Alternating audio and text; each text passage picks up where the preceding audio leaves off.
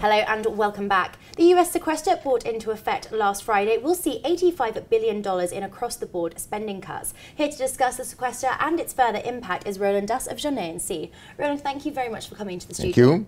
Now, it's been commented that depending on where you sit, these sequester cuts are either catastrophic or no big deal.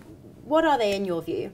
Well, they are basically both. They are catastrophic for the people who are going to lose their jobs, and it's estimated that it could be up to 750,000 people. On the other hand, those cuts are rather small compared to a deficit of $1 trillion. You know, 85 billion this year, 110 billion on a going basis. This is also versus a GDP. It's only 0.6% this year, 0.8 on a going basis. So it's basically a drop of water in the US deficit. Now, on signing an order putting these cuts into effect, President Obama referred to the sequester as being deeply destructive. We can see from the chart here sort of a look at the actual amount of spending cuts that will be taking place from 2013 to 2021. However, with US debt currently standing at 16.6 trillion US dollars, surely this is the most simplistic way of cutting that budget. Well, it's one of the ways to cut the deficit. Indeed, you have to realize that 16.6 trillion is 105% of GDP. It's growing at the rate of 1 trillion a year, so anyways 8%, another 8% of GDP, so you have to do something. The norm for government debt is 60% of GDP, so the US is far above. And of course, a AAA rating means nothing anymore for such a country in such a poor financial shape. The question remains, then of course, politics. It's a highly political, controversial thing. Sequester actually results from negotiation 2 years ago between both parties, and they decided to end with nothing. And this end with nothing, they said, okay, we'll do automatic spending cuts on all the programs. So the Republicans keep not wanting to increase taxes. Democrats don't want to decrease spending. So basically, you end up with a stalemate.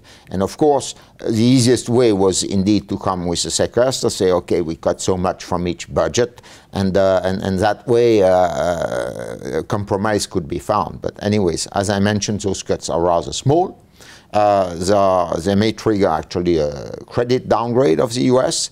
And I don't think they are bargaining now actually to water down yet this sequester. So basically the easiest way, yeah, it is the easiest way if you can't find any agreement. But there is other ways to decrease the deficit that could be even better. Now, obviously, these cuts are going to have a direct, deep impact on the US domestic economy. But what about the broader global market? Well, it's mostly indeed a domestic factor in the sense that basically there is little imported goods that are going to be affected by the sequester. On the other hand, you have to realize that, of course, if people are out of jobs, they will have less purchasing power.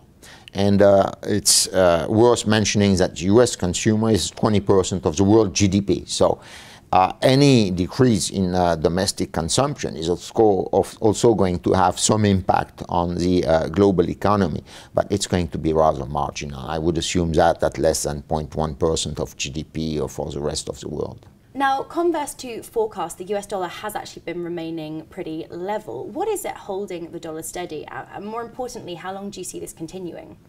Well, you know, the dollar, well, currencies is basically reflect the health of an economy. So let's face it, the best economy in the Western world is the US economy, and it has the highest potential growth. Its potential is between 1 and 2.5%. In Europe, it's -1 to +1.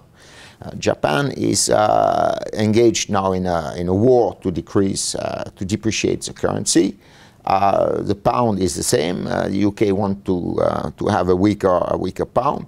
So basically, the only robust currency in the developed world, the Swiss franc being pegged to the euro, is of course the dollar.